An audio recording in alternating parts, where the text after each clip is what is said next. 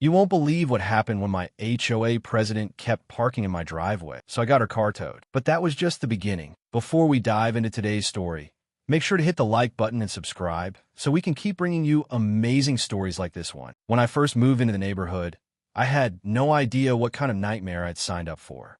The HOA had a reputation for being strict, but I figured as long as I followed the rules, I wouldn't have any problems. I was wrong. What I didn't know was that the biggest rule breaker wasn't some rogue neighbor. It was Karen, the HOA president herself.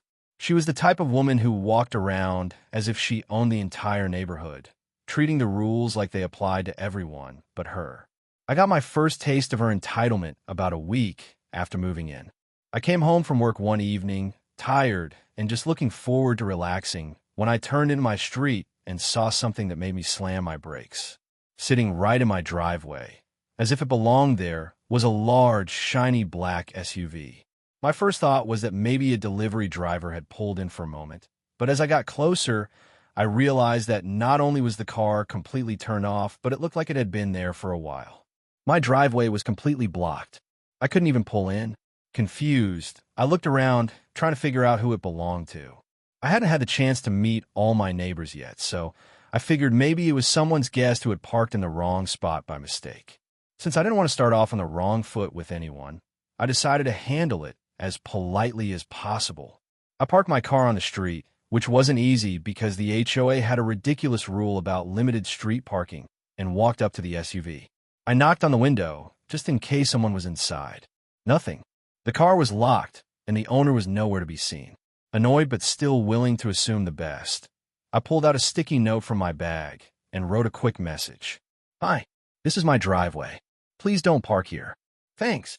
I stuck it on the driver's side window and went inside, figuring that would be the end of it. It wasn't. The next morning, when I went outside to leave for work, I expected the car to be gone.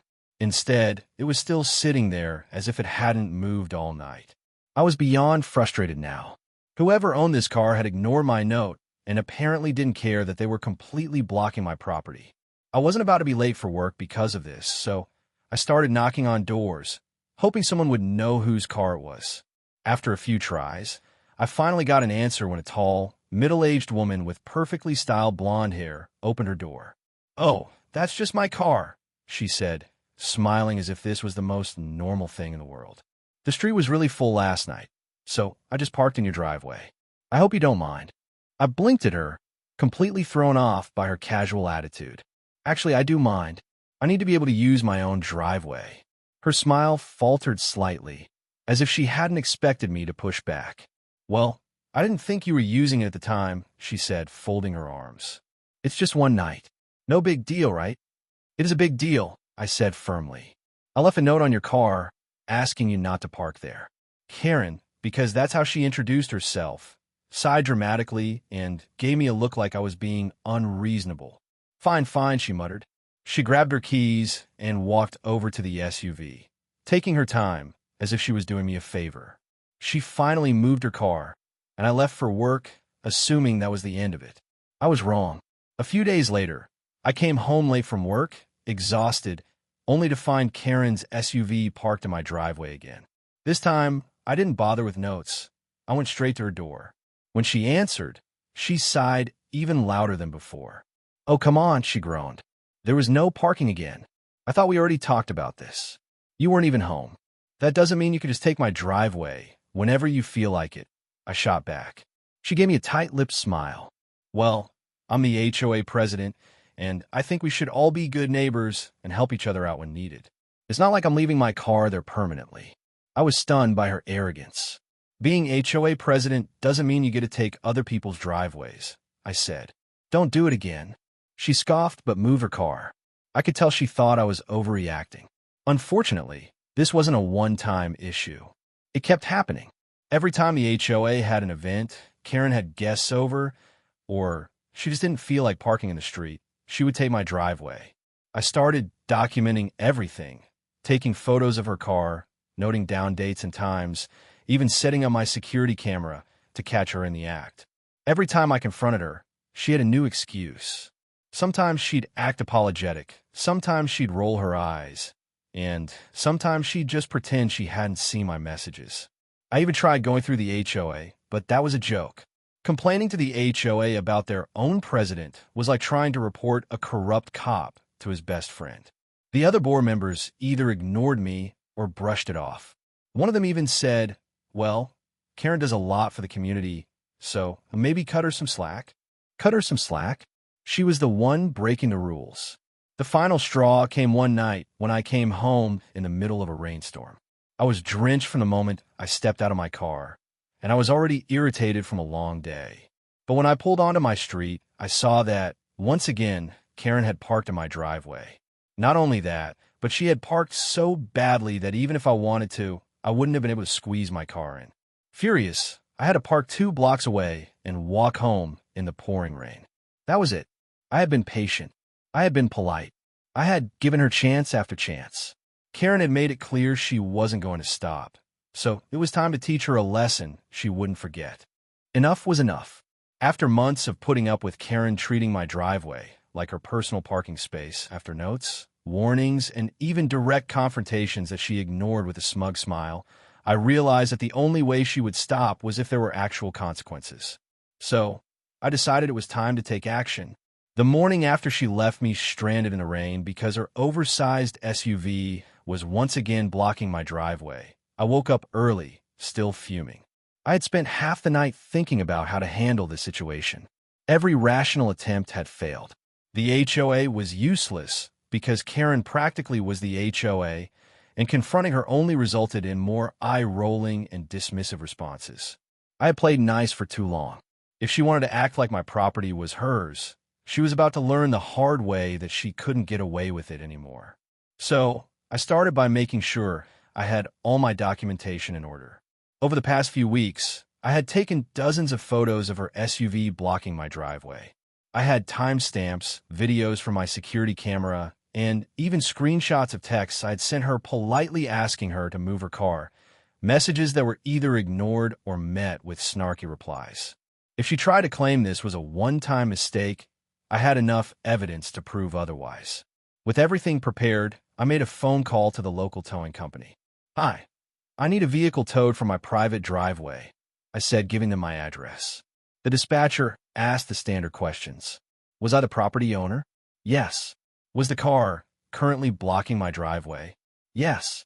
Did I have proof that the car wasn't supposed to be there? Oh, absolutely. Okay, we'll send a truck out within the next 30 minutes, they confirmed. I hung up and waited, watching from my window as the minutes ticked by. A part of me wondered if Karen would magically appear before the tow truck arrived, as if she had some sixth sense that told her trouble was coming. But, as usual, she was nowhere to be seen. Her SUV sat smugly in my driveway, as if it belonged there. Then, finally, I saw the tow truck rolling down the street. The driver pulled up next to my house, and I stepped outside to greet him. I pointed to the offending SUV, explaining how this woman had been repeatedly parking in my driveway without permission. He nodded, barely even needing to hear the whole story. "Yeah, we get calls like this more often than you'd think," he said, already setting up to hook the SUV to the truck. "Some people just think they could do whatever they want until their car disappears." I crossed my arms, watching with satisfaction as he went to work. The heavy-duty lift slid under Karen's front wheels, and within minutes, the truck was hoisting the vehicle off my driveway. Just as the SUV's tires left the ground, Karen came running out of her house. "What the hell do you think you're doing?" she shrieked, her voice cutting through the quiet morning. I turned to her, keeping my face neutral even though, inside, I was grinning. "I'm getting your car towed, Karen," I said simply. She stormed toward me, looking absolutely outraged, her hands flailing as she pointed at the tow truck. "You can't do that. That's my car. And this is my driveway," I shot back. "You were warned multiple times. You kept ignoring me, so now you can deal with the consequences." Karen's face turned a deep shade of red, and she turned to the tow truck driver as if expecting him to undo everything. "Put my car down right now," she ordered, her voice dripping with the entitlement I had come to expect from her. The tow truck driver barely even glanced at her. "Ma'am, this is a private towing request. If you have an issue, take it up with the owner of the property." She whirled back to me, her nostrils flaring. You can't just steal my car. I raised an eyebrow. I'm not stealing anything. Your car is being towed because you left it on my property without permission. Karen clenched her fists, her whole body shaking. Do you know who I am? She spat, as if that was supposed to mean something. I smirked. Oh, trust me, Karen. I know exactly who you are. You're the person who thought she was above the rules. Looks like you were wrong. She let out an actual scream, a full-on tantrum like a child being told no for the first time in her life. The tow truck driver, clearly unfazed, climbed into his cab and prepared to leave. Wait, wait, wait, Karen shouted, running up to the truck and standing directly in front of it to block its path. I sighed. Of course, she was going to make this as dramatic as possible. You can't take my car, she insisted. This is illegal. I'll call the cops. The tow truck driver gave her a bored look. Go ahead, ma'am. Call the police. They'll tell you the same thing I did. It's a legal tow. Karen's expression flickered with hesitation. She knew deep down that she didn't have a case, but she hated not getting her way. She turned to me, as if trying one last time to intimidate me. You have no idea what you just did, she hissed. I run this HOA. You think you're going to get away with this? I laughed. Karen, I got away with it the moment your car left the ground. She glared at me, her mouth opening and closing as if she wanted to say something else. But at that moment, the tow truck pulled away, and her precious SUV disappeared down the street. For the first time since moving in, I felt absolute satisfaction. Karen stood there, stunned and shaking with fury, before finally stomping back in her house, slamming the door so hard that I half expected the windows to shatter. I knew this wasn't the end. Karen wasn't the type to take a loss gracefully. But in that moment, I didn't care. For once, she had to deal with the consequences of her actions. She could scream, she could throw a fit, she could even try to get revenge. But one thing was certain, she wouldn't be parking in my driveway again. I knew Karen wouldn't take the towing incident quietly. The woman had built her identity around being the queen of the HOA, and I had humiliated her in front of the entire neighborhood. Watching her SUV disappear down the street on the back of that tow truck had been one of the most satisfying moments of my life, but I also knew it was only a matter of time before she tried to get back at me. And she didn't waste any time. The very next morning, I found a brightly colored violation notice taped to my front door. Big, bold red letters screamed urgent notice. HOA violation at me. I ripped it off and skimmed through it, my eyes narrowing as I read the ridiculous claims. According to the notice, I was being fined for an unauthorized modification to my property and failure to maintain community aesthetics. I stared at the paper, baffled. My house was perfectly within HOA guidelines. I hadn't changed anything, painted anything, or done anything that could remotely count as a violation. I immediately knew what this was, Karen's petty revenge.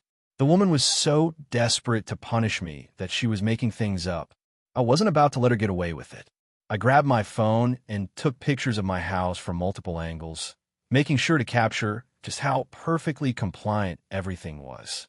No trash cans left out, no overgrown grass, no peeling paint, nothing that could possibly count as a violation. Then I marched straight to the HOA office. Of course, Karen was there, sitting at her desk with the smuggest expression I had ever seen. She barely even glanced up when I walked in. "Ah, I see you got your violation notice," she said, her voice dripping with fake sympathy. "Such a shame. We take community standards very seriously here." I gave her a tight smile. "Karen, you and I both know this is bogus. There's nothing wrong with my house." She gasped dramatically, placing a hand on her chest. "Are you questioning the HOA's authority? Because that's a serious offense." I gritted my teeth.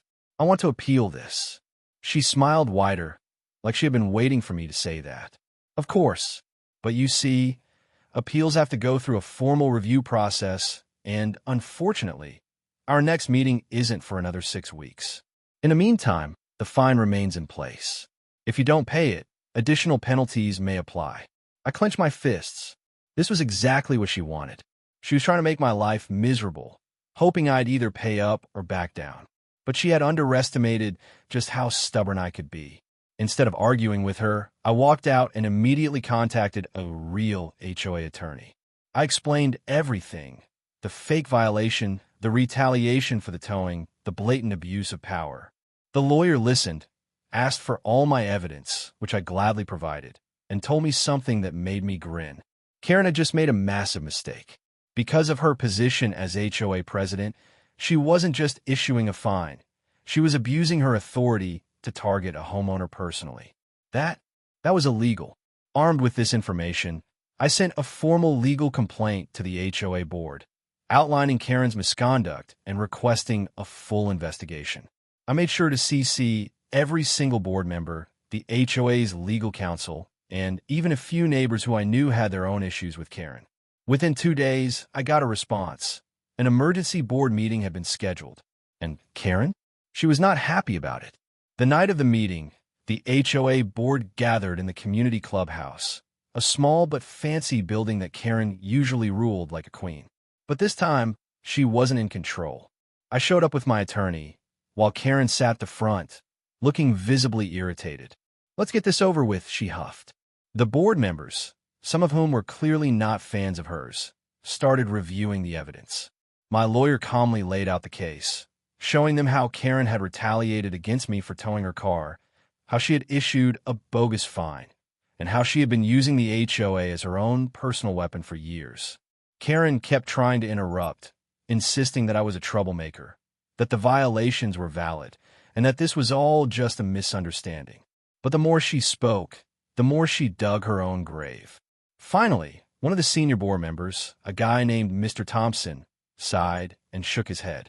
"Karen, we've had multiple complaints about you abusing your power. This isn't just about one violation. This is about a pattern of behavior." Karen scoffed. "Oh, come on. Are you really taking a side?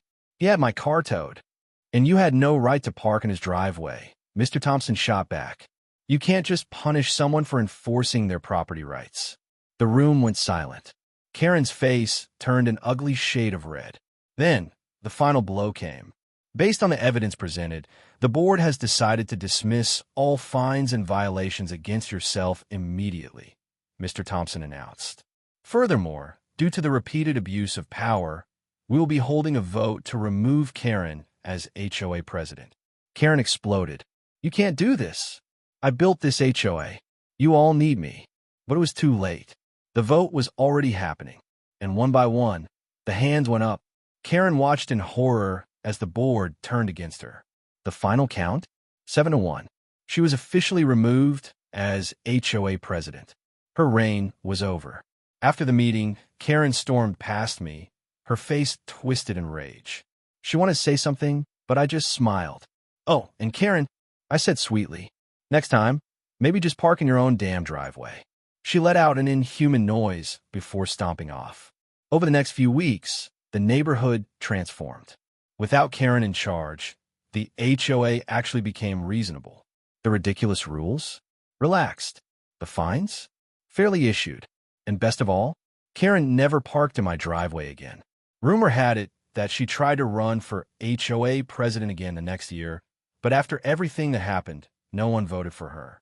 Poetic justice at its finest.